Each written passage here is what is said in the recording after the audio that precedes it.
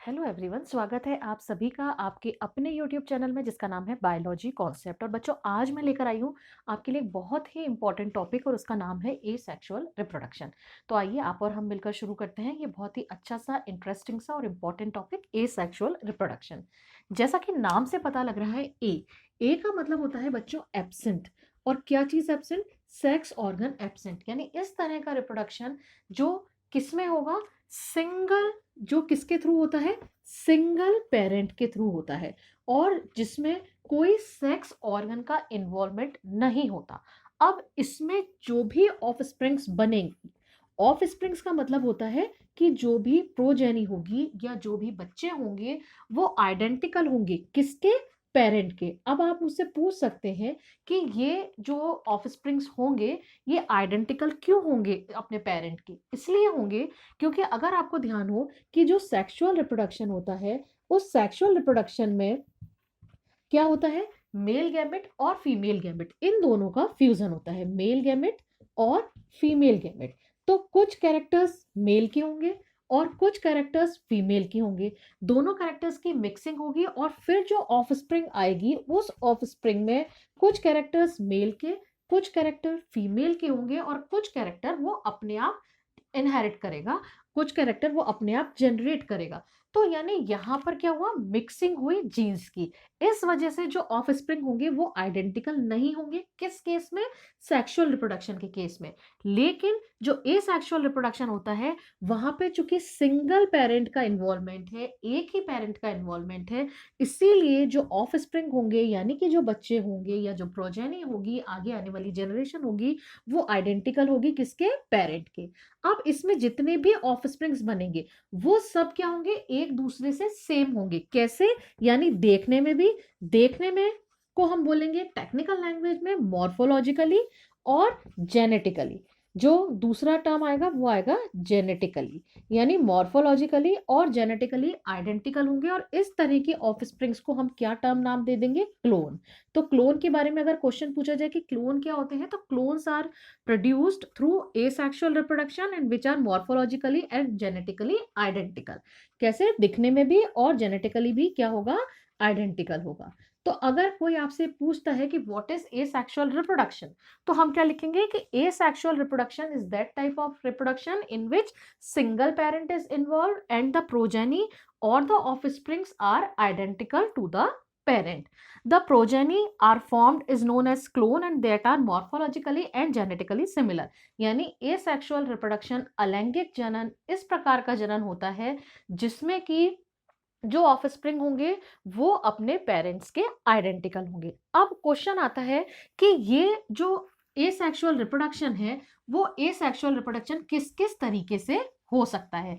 इसके बहुत सारे मेथड्स हैं, हम उसको धीरे धीरे करके डिस्कस करेंगे। और मैं पूरी कोशिश करूंगी कि आपको कोई और वीडियो ना देखना पड़े और आपको इसी वीडियो के थ्रू सब कुछ चीजें, सारे कॉन्सेप्ट आपके बिल्कुल क्लियर हो जाएं। तो अगर हम मेथड्स की बात करते हैं कि एसेक्सुअल रिप्रोडक्शन के क्या क्या मेथड्स हैं, तो उसमें सबसे पहला नाम आता है फ्रेगमेंटेशन। फ्रेगमेंटेशन।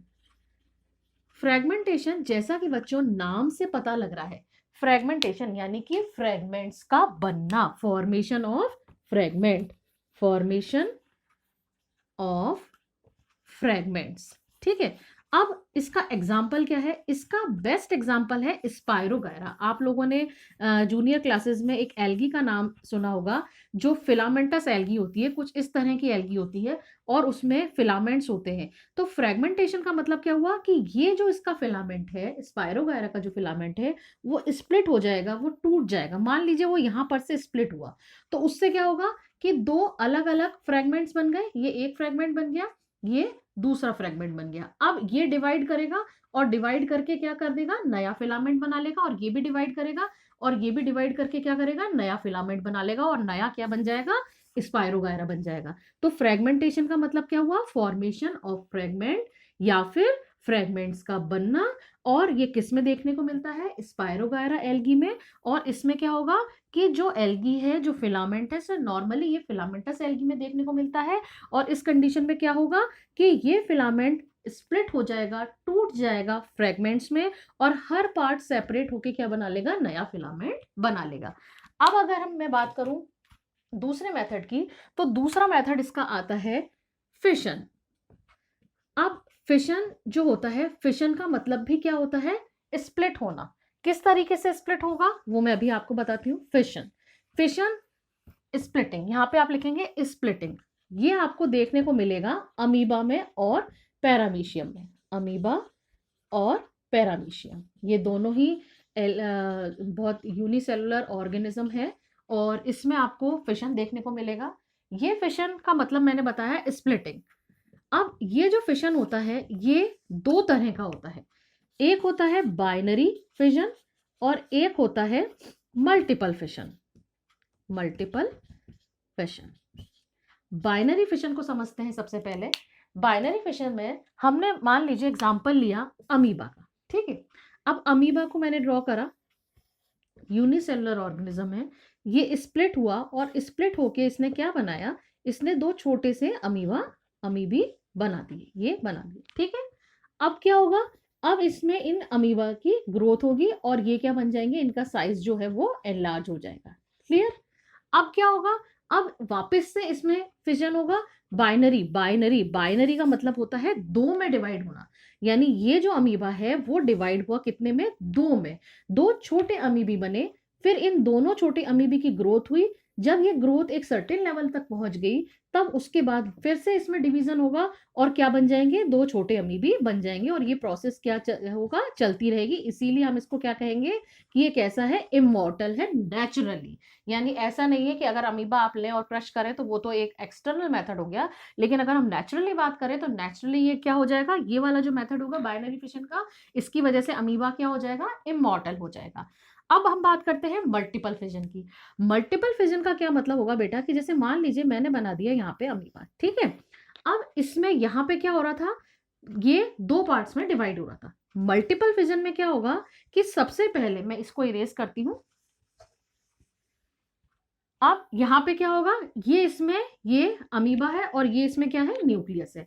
तो इसमें क्या होगा बेटा, सबसे पहले कि इसमें जो न्यूक्लियस है उसमें डिवीजन होगा और बहुत सारे न्यूक्लियस बन जाएंगे, और उन न्यूक्लियस के चारों तरफ क्या होगा, थोड़ा थोड़ा साइटोप्लाज्म इकट्ठा हो जाएगा।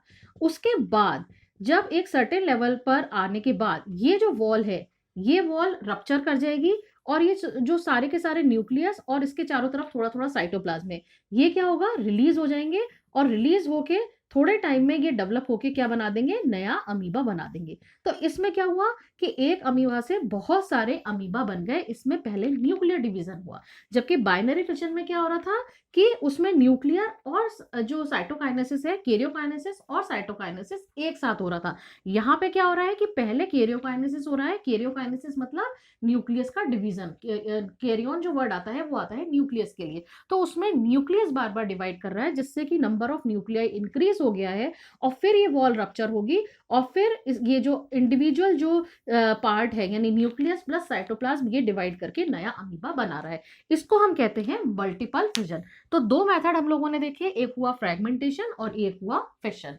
अब ये आपको mainly filamentous form of algae में देखने को मिलता है, और ये आपको देखने को मिलता है अमीबा और पैरामीशियम में। अब हम देखेंगे तीसरा मेथड। वो तीसरा मेथड क्या है, स्पोर फॉर्मेशन। Spore formation.